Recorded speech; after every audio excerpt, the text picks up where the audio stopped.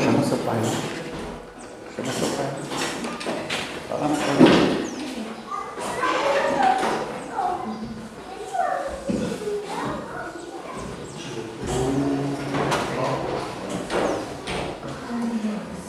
Muito bem, irmãos.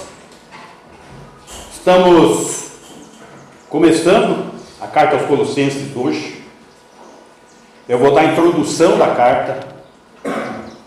Então o assunto vai ser assim mais técnico. Eu tenho que explicar todo o contexto, os detalhes, os acontecimentos, o que estava acontecendo, para que a gente possa compreender o propósito da carta de Paulo aos Colossenses.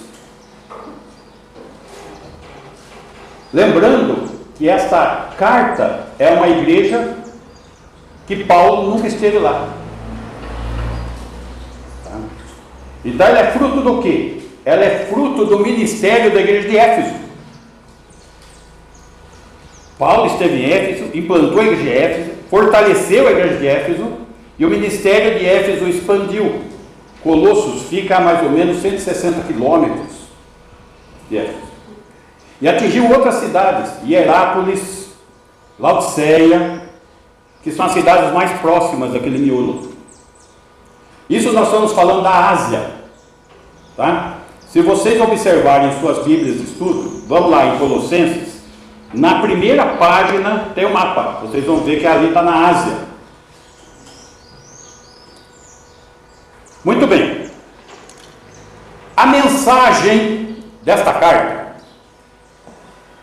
é o seguinte: a superioridade e suficiência de Cristo. Ele tem que mostrar, através dessa carta, que Cristo é superior e suficiente. Isso são doutrinas muito importantes para o bom andamento da fé cristã, de uma fé sólida, de uma fé verdadeira, depositada de fato em Cristo. E de sua obra, a obra redentora, salvadora, como cabeça da igreja. Ele estabeleceu a igreja. E ele é o cabeça da igreja. Nós somos o corpo. A igreja é o corpo de Cristo. Isso exige o quê? Exclusividade a Cristo da nossa parte. Precisamos ter a Cristo exclusivamente, sem outros meios, sem outros intermediários, com atitude, postura, testemunho e ação. Não uma fé passiva, mas uma fé ativa. Essa é a mensagem da carta de Paulo aos Colossenses. Agora, por que ele escreveu todo esse conteúdo na carta? É isso que nós temos que começar a compreender hoje. Então vamos começar pelo o histórico de Colossos. Colossos fica num vale, onde passa um rio, chamado Rio Lico. Fica ao sul da Frígia, onde é a Turquia hoje. Lá era a rota comercial. Essa cidade inicialmente tinha prosperidade, porque era uma rota comercial. E essa rota comercial passava por Éfeso, que estava ali próxima, e ia em direção ao Oriente. Mas o que aconteceu? A rota comercial mudou, deixou de ser aquela. E Colossos ficou à margem da prosperidade romana. Começou a decair. Tanto que chegou a ser chamada de cidadezinha. Ela perdeu toda aquela prosperidade que ela tinha. Além disso, o Vale do Rio Lico repetidamente tinha terremoto. Agora imagine um lugar que deixou de ser rota comercial, ficou diminuta e ainda tem terremoto naquele lugar. Daí a coisa foi caindo mais ainda. Ela tinha lá a indústria têxtil. tinha comércio, tinha associações comerciais, tinha tecelões, mas eles não foram fortes o suficiente para parar a decadência da cidade. A coisa foi caindo. Como que era a população de Colossos? Era uma população mista. Em Colossos tinha uma grande população judaica. Vamos lembrar, nós não estamos na Palestina, nós estamos na Ásia. Então, por que tinha tanto judeu em Colossos? Tinha tanto judeu porque Antíoco III, o Grande, levou cativo esses judeus para lá, obrigatoriamente. Pegou essa população, que eram escravos lá, levaram para Colossos. Isso no ano 190 a.C. Então essa população se estabeleceu lá de judeus. Existem outros componentes étnicos que nós precisamos entender. Eram os frígios, era a região da Frígia. E os frígios, eles eram supersticiosos, eles eram místicos. Então nós temos que entender, então, como que está sendo a estrutura étnica. Isso é importante, porque isso vai estabelecer a cultura do local. Então nós temos uma cultura de judeus, que são legalistas, uma cultura de frígios, que são supersticiosos, e além disso, existiam colonos gregos, que gostavam muito de conhecimento filosófico. Platão. Esses são os três elementos que estão caminhando junto aqui. Acho que são três que eu contei, né? Judeus, frígios e gregos. Essas três culturas se misturando, e essas três culturas trazendo costumes religiosos. Muito bem. Essa mistura, então, contribuiu para o quê? Para a heresia colossense. Nasceu uma heresia lá em Colossos. Qual é essa heresia? É isso que nós temos que entender, porque Paulo escreveu isso, por causa de uma heresia que estava nascendo. O problema teológico dessa heresia, ainda quando Paulo escreveu, não era o gnosticismo. O gnosticismo foi um negócio que nasceu 100 anos depois dessa carta. Nós estamos aqui com a semente do gnosticismo, que nós vemos nas cartas, o combate ao gnosticismo. Para os gnósticos, só para você entender o que é gnosticismo. Jesus,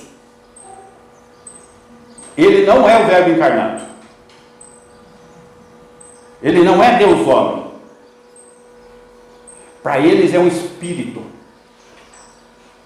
Então eles falavam que aonde Jesus passava não deixava pegada no chão, porque ele não era humano. Com isso eles estão atacando o quê? A obra redentora de Cristo, que se fez homem para ser um sacrifício aceito diante do Pai por nossos pecados. Estão compreendendo o problema que está acontecendo? Isso é o gnosticismo. Mas aqui nós estamos o quê? Na semente do gnosticismo. Esses três fatores culturais vieram a formar essa religião, gnosticismo. Só que aqui Paulo está pegando o negócio no começo. Ele pela iluminação do Espírito Santo, ele já está identificando o que pode acontecer. Já está dando os primeiros passos para combater. Então nós estamos aqui diante de uma forma sincrética, o sincretismo religioso, unindo essas três linhas de cultura, trazendo uma crença. E essa crença está diminuindo Cristo e exigindo acréscimos à fé, como meio de salvação, acomodando tendências. Eles estão diminuindo Cristo por quê? Eles estão levantando outros meios para você ser salvo? A lei de Cristo. Como nós vemos hoje. Como que o Espiritismo lida com isso? Jesus é um espírito elevado, mas não é Deus. Não é o Salvador. Eles têm outros meios. Está vendo? O catolicismo, o culto aos santos, Maria como medianeira, outros meios sem ser Cristo. E aqui está nascendo essa semente desse tipo de crença. Então o propósito do apóstolo Paulo é promover o quê? Aos irmãos da igreja de Colossos? Dedicação exclusiva a Cristo. Isto é um ensinamento que se aplica a nós hoje também. Nós precisamos ter uma dedicação exclusiva ao Senhor Jesus. Então essa carta tem uma finalidade para nós? Tem, é a palavra de Deus para a nossa orientação e ensino. E essa exclusividade é crer em Jesus como cabeça suficiente da igreja. Não precisa outra pessoa, não precisa outro recurso, não precisa outros meios. Ele é suficiente.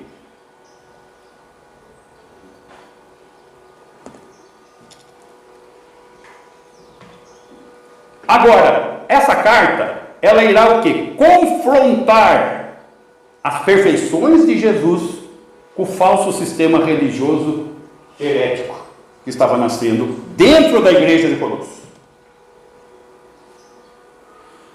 Muito bem. Para nós compreendermos melhor isso, nós temos que compreender quais são os elementos, os componentes dessa heresia que nasceu lá. E esse tipo de semente ainda continua sendo semeada por aí nas igrejas e trazendo um desastre, porque está tirando a suficiência e a dependência do Senhor Jesus. Aqui são 4 componentes que nós vamos estudar. Quais são os componentes desta heresia?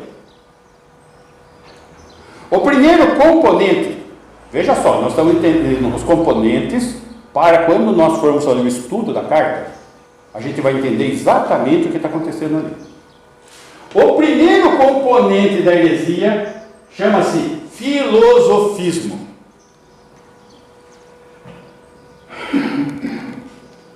Esse filosofismo, o apóstolo Paulo, logo no seu início, ele se opôs.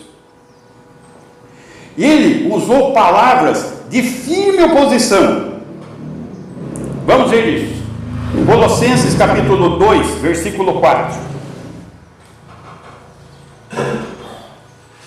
Assim digo, para que ninguém vos engane. Ó, posição aqui. Cuidado, gente. Não se engane com raciocínios falazes. Filosofia. Cuidado. Versículo 8. Cuidado, que ninguém vos venha enredar. Olha só. Olha as palavras que ele está usando. Cuidado. A pescaria deles é perigosa. Estão jogando rede. Com sua filosofia, filosofismo, e vãs sutilezas, aquele jeitinho de convencer as pessoas, conforme a tradição dos homens, não conforme a palavra, não explicando o conteúdo da palavra, mas trazendo filosofias estranhas, mundanas, humanas, conforme os rudimentos do mundo, e não segundo Cristo. E não segundo Cristo.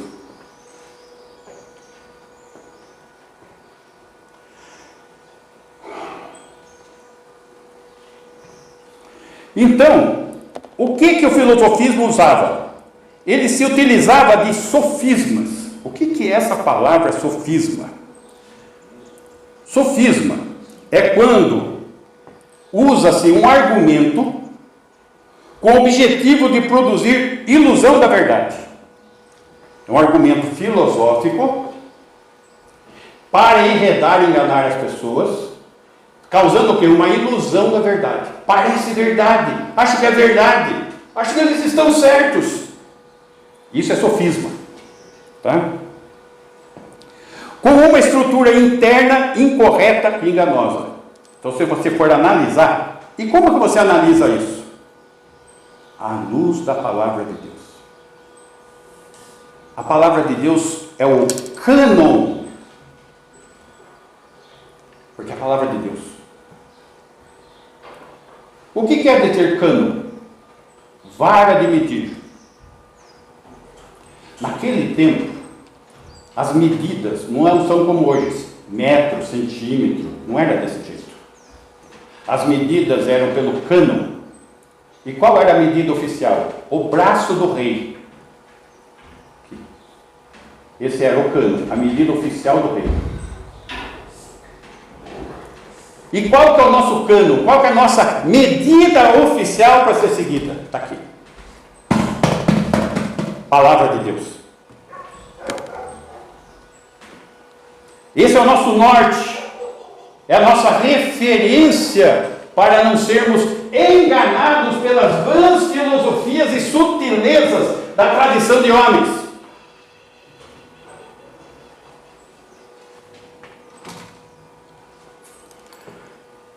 Então, entrava aqui de carona nessas vãs filosofias o quê? O pensamento legalista judaico.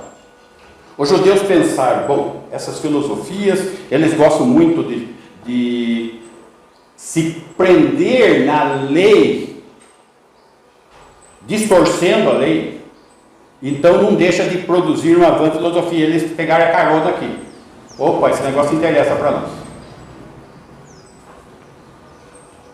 Então, eu quero que vocês enxerguem a ação de cada grupo ético. O filosofismo também trouxe um aspecto chamado dualismo. Isso tem a ver com os gregos. O dualismo é o exercício filosófico para se aproximar mais da verdade, uma vez que ele se utiliza da razão, da filosofia. Os gregos, eles gostam de conhecimento. Tudo é conhecimento, vamos conhecer, vamos entender. Por isso que na carta, vocês vão perceber que a palavra conhecer, entender, Paulo repete, porque esse conhecimento que nós podemos confiar é esse aqui, a superioridade e a suficiência de Cristo, a obra de Cristo. Cristo é o cabeça, ele quer exclusividade, ele quer atitude, ele quer ação por parte dos crentes.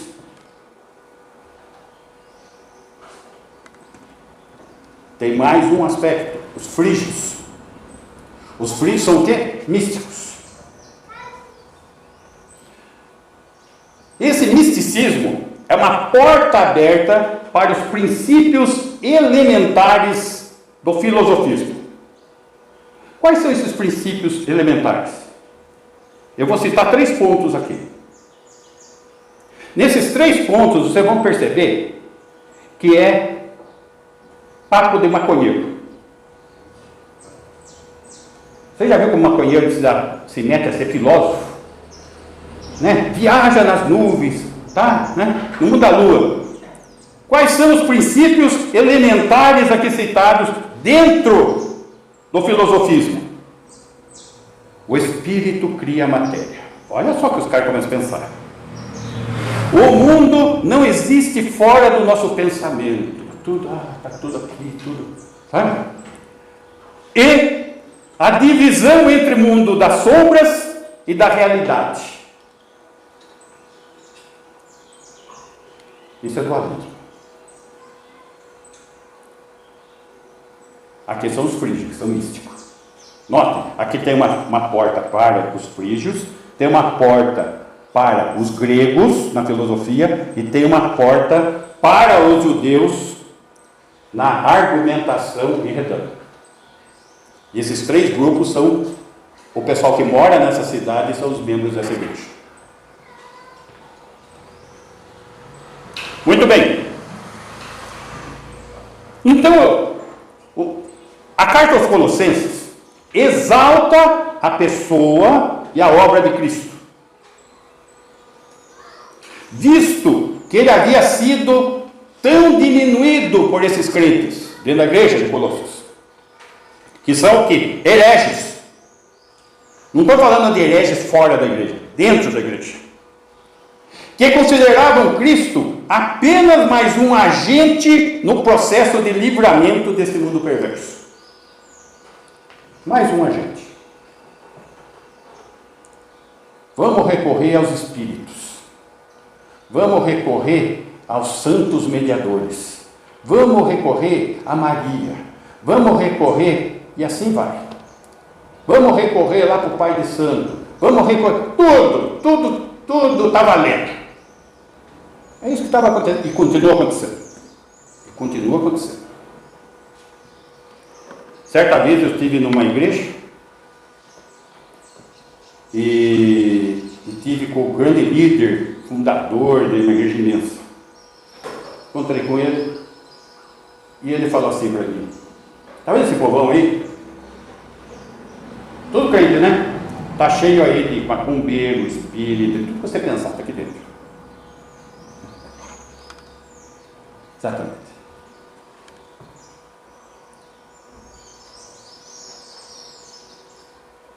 Isso só acontecia. Acontece. Estive num culto aqui perto de Jesuânia. Aqui tem um presbítero muito bom. Ele no meio da semana vai na macumba e de domingo ele vem aqui na igreja. Isso é um agente do maligno, do Satanás dentro da igreja. Herege.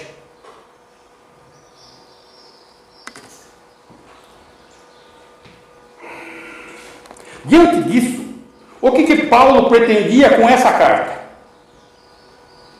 Paulo pretendia convencer os indecisos.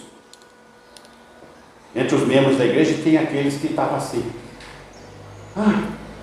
faz sentido o que você está falando, mas e aí com que fica que a turma indecisa, segundo o mundo? Essa é a razão da carta. Também lá dentro, ele precisava corrigir os instáveis, que já tinham aceitado os falsos ensinos dos hereges, estavam lá dentro da igreja. Então ele pegou esses dois grupos, trouxe ambos os grupos a uma atitude do quê? De compromisso e lealdade a Cristo. Exclusividade, atitude e ação a Cristo. É por isso que a carta aos Colossenses foi escrita, para nós compreendermos. Esse é o ensino da carta. E isso eu ensino para as nossas vidas. Exclusividade com Cristo, atitude com Cristo, ação com Cristo.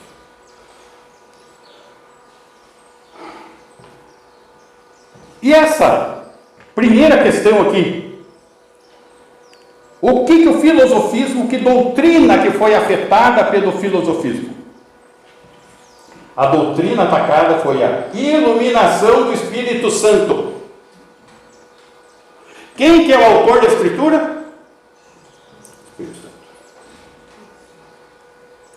Toda a Escritura é inspirada por Deus e útil para o ensino, repreensão, correção e educação na justiça, a fim de que o homem de Deus seja perfeito e perfeitamente habilitado para toda boa obra. É a palavra. A doutrina da iluminação está sendo atacada porque está buscando outros meios fora do cano, da referência, do norte que nós temos que seguir.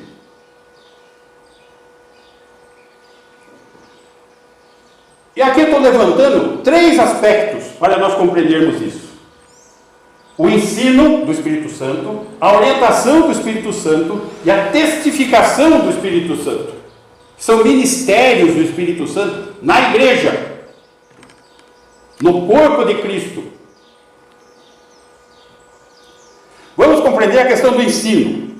João, capítulo 14, versículo 16.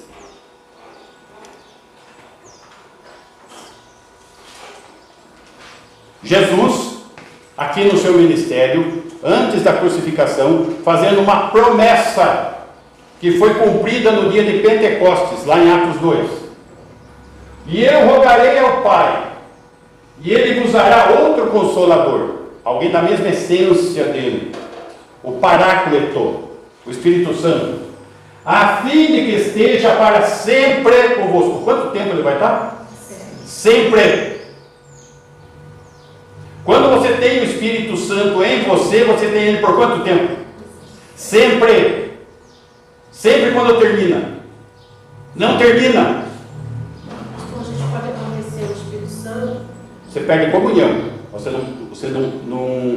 Você não tira ele de você. Por isso que a Bíblia fala, não entristeçais o Espírito Santo. Tá? Versículo 17.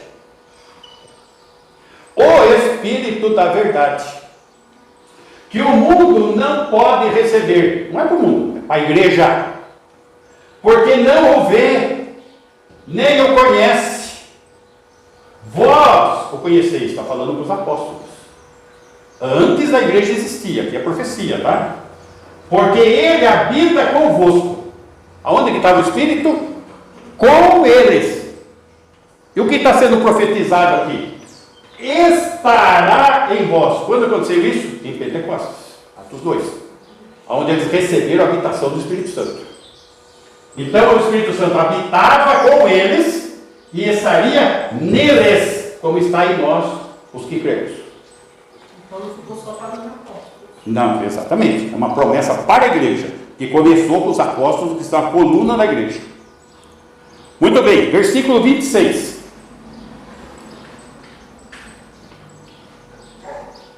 Mas o Consolador, o Espírito Santo, a quem o Pai enviará em Pentecostes, em meu nome, esse vos ensinará, ensino, esse vos ensinará todas as coisas.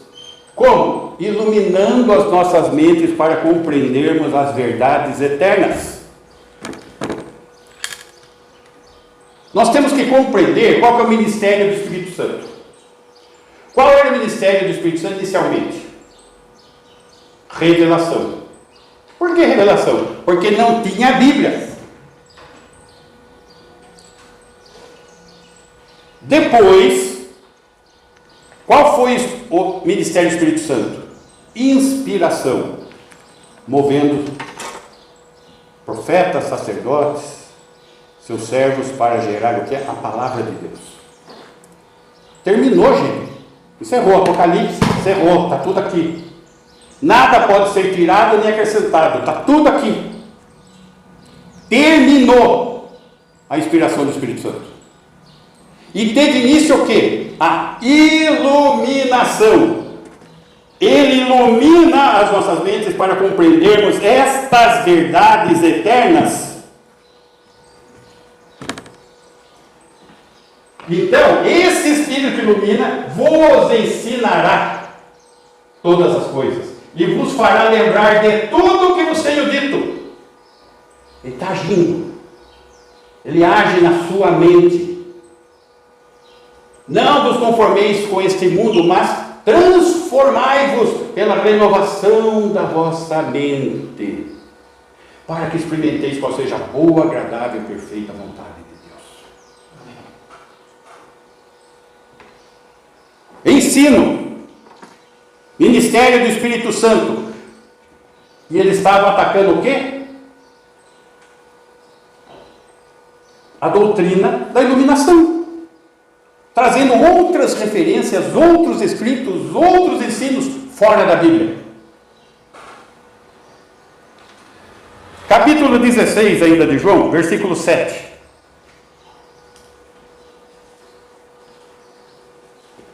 Mas eu vos digo a verdade, convém-vos que eu vá, Jesus está falando, que ele ascenda aos céus, porque se eu não for o Consolador, o Espírito Santo, não virá para vós outros. Porém, se porém eu for, eu vou lhe enviarei. O que aconteceu no dia de Pentecostes? Jesus ascendeu e enviou o Espírito Santo. Só que já estava prometido aqui em João. Essa é a promessa. Então, uma profecia, já estava profetizando. Estava cumprindo. Estava cumprindo. Versículo 13.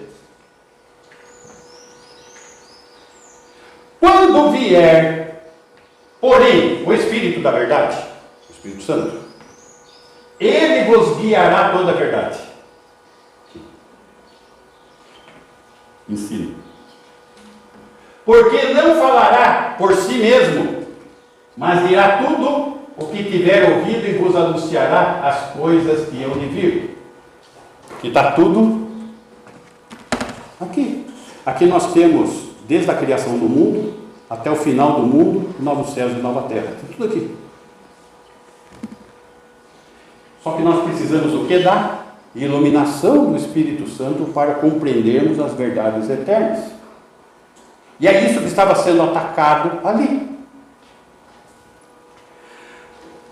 1 João, capítulo 2, versículo 27. 1 João 2, 27. Quanto a vós outros, a unção que dele recebeste permanece em vós. Unção do quê? Do Espírito Santo. E não tendes necessidade de que alguém vos ensine, porque ele ilumina. De que ensino ele está falando, gente? Da iluminação. Ele está falando que a gente não precisa estudar a Bíblia, a palavra de Deus? Não. Toda a Escritura é inspirada por Deus e útil para o quê? Ensino, repreensão, educação. O que é educação? Estudar, ler. Quais são os dons do Espírito Santo? São 7. Deixa eu ver se eu me lembro. Romanos 12. Vê se é o 6, por favor.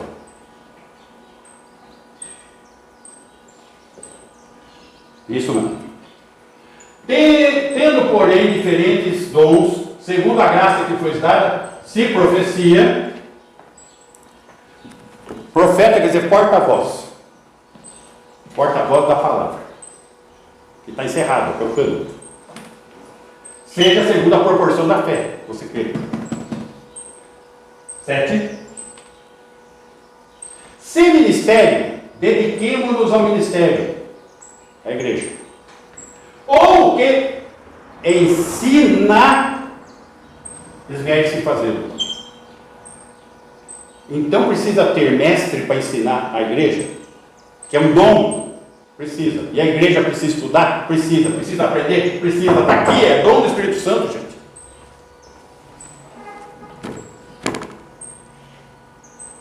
Volta lá em 1 João, por favor.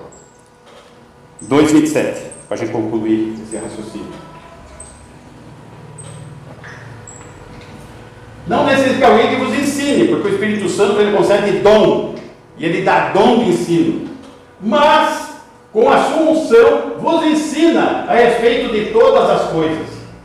E é verdadeira, e não é falsa, igual a heresia dos Colossenses. Permanecei nele, no Espírito, como também ela vos ensinou a palavra.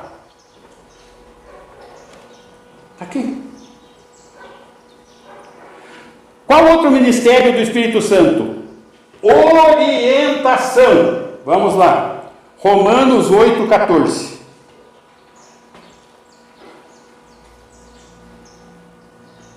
Pois todos os que são guiados pelo Espírito de Deus são filhos de Deus.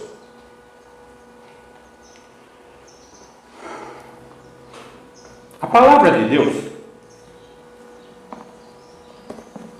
ela não veio em português como está em nossas Bíblias. Esse texto ele veio em grego. E tem palavras no grego para o português que não tem uma referência direta. Por exemplo, a palavra filhos. No português, filho é filho. No grego, não. No grego tem filhos, tecna, criança, e filhos, huios, adultos. maduros. Todos os que são guiados pelo Espírito de Deus são filhos maduros, ruios de Deus. É alguém que cresceu na fé e tem a direção do Espírito, porque ele tem conhecimento da palavra de Deus para isso. E o que acontece com a vida das pessoas com essa questão da orientação do Espírito? Gálatas, capítulo 5, versículo 18.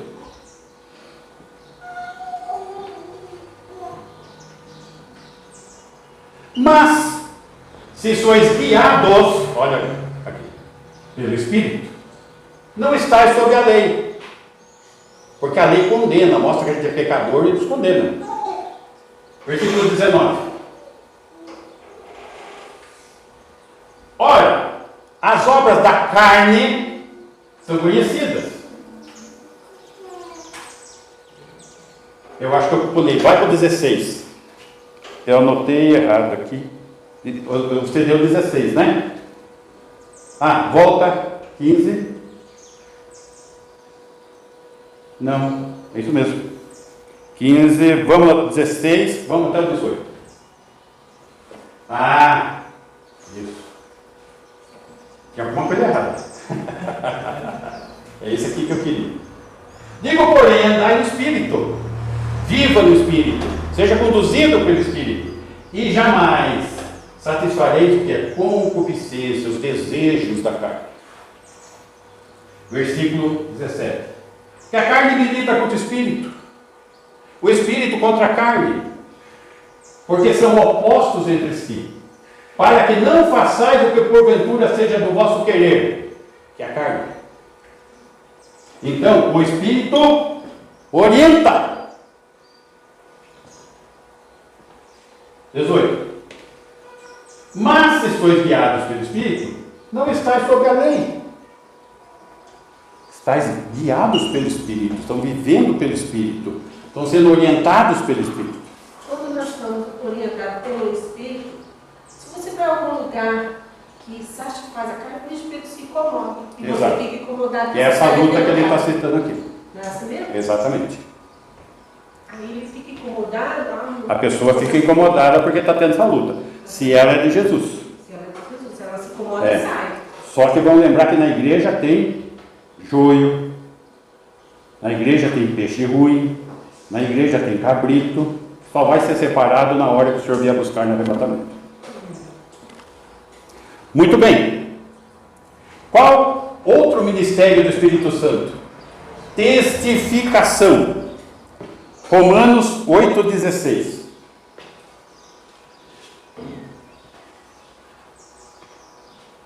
Romanos 8,16. O próprio Espírito testifica, testificação, testifica com o nosso Espírito. Então o Espírito de Deus testifica com o nosso Espírito que somos filhos de Deus. Essa palavra filhos no grego é tekna, criança. Ou seja, alguém nascido de novo. Como que eu sei que eu sou de Cristo? Como que eu vou saber que eu nasci de novo? O Espírito de Deus testifica com o seu Espírito que você é filho dele. É isso que o texto está falando. Você tem essa certeza porque o Espírito dá essa certeza para você. Ele testifica. Isso é iluminação do Espírito, gente.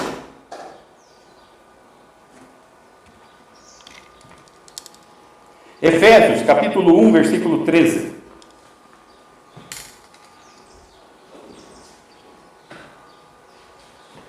Em quem também vós, a igreja de Éfeso, os crentes, depois que ouvistes a palavra da verdade, a semente da salvação, o evangelho da vossa salvação, tendo nele também creu, fostes o quê? Selados o Santo Espírito da promessa. Que promessa? Essa que acabamos de estudar em João. Que promessa é essa? Essa de João 14. E o Espírito está ali há quanto tempo com a gente? Para sempre. O qual é o penhor, a penhora, a garantia da nossa herança, porque somos filhos de Deus, herdeiros de Deus, co-herdeiros com Cristo, até o resgate da sua propriedade. Até quando? Arrebatamento. Nós somos selados com o Santo Espírito para que no arrebatamento Ele complete a sua obra em nós, nos colocando na presença do Senhor nos céus, no tabernáculo eterno.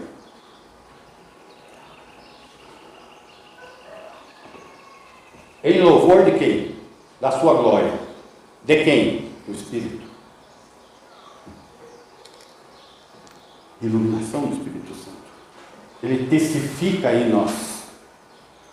E tem pessoas que têm dúvida entre Deus, Jesus Cristo e Espírito Santo.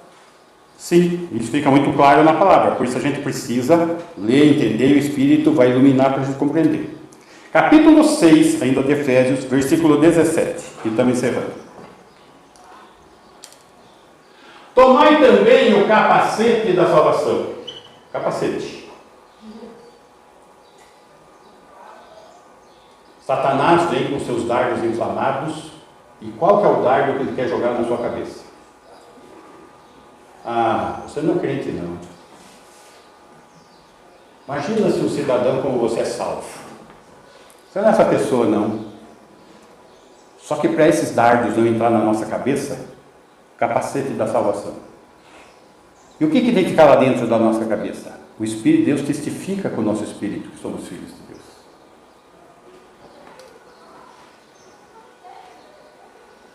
O capacete da salvação. E o que mais? A espada do Espírito, que é a palavra de Deus. O ministério do Espírito Santo é o quê? Iluminar. Para nós compreendermos o quê? E quanto mais nós compreendermos, mais a gente fica hábil na espada. Fica um guerreiro. Só que tem muito crente que se corta com a espada porque ele não sabe usar a espada, não conhece a espada. Versículo 18. Com toda oração e súplica, orando em todo o tempo, o quê? No Espírito. E para isso vigiando com toda perseverança e súplica por todos os santos, orando pelos irmãos. 19. E também por mim. Paulo está falando, orem por mim. Eu também preciso. Para que me seja dada, no abrir da minha boca, o apóstolo Paulo precisa disso, gente. A palavra. Ele precisa o quê? A testificação, a orientação, o ensino do Espírito Santo, para que no abrir da boca dele a palavra, para com intrepidez fazer conhecido o quê? O mistério do Evangelho, a salvação em Cristo, daqueles que ainda estão nas trevas, as almas perdidas.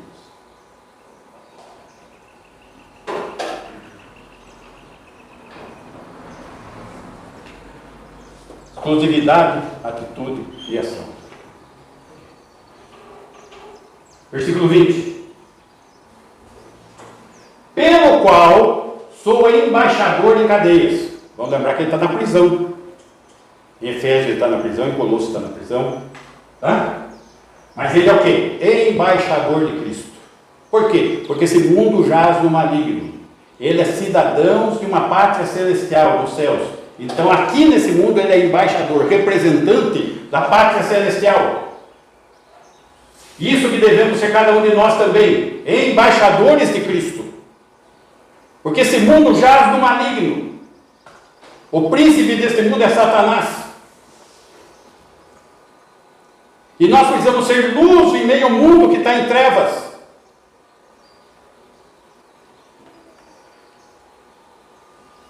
Para que em Cristo eu seja ousado para falar, como me cumpre fazer. Cumpre a você fazer. Cumpre a mim fazer. Ide por todo mundo e pregai o Evangelho. Essa é a última ordem que Jesus deu. E Ele deu tudo para que nós possamos fazer. a espada e a habitação do Espírito. Só que nós precisamos ter uma fé exclusiva a Ele, com atitude e ação.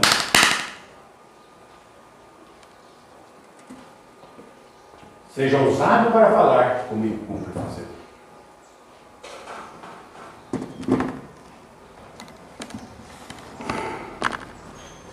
Hoje vimos a introdução do livro de Colossenses e o item filosofismo. Que o Senhor nos ajude a viver isso que é o ensinamento da carta. Crermos na superioridade e suficiência de Cristo em nossas vidas. Crermos na obra redentora, salvadora, poderosa em sua ressurreição. E que Ele é o cabeça da igreja, Ele é o nosso cabeça. E isso exige o que de nós?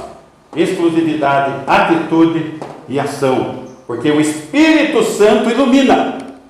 E é isso que está sendo atacado nessa heresia. Tem mais 3 pontos para a gente ver. Hoje vimos o primeiro. Ok? Que o Senhor nos ajude. Amém. Vamos ficar em pé, vamos orar?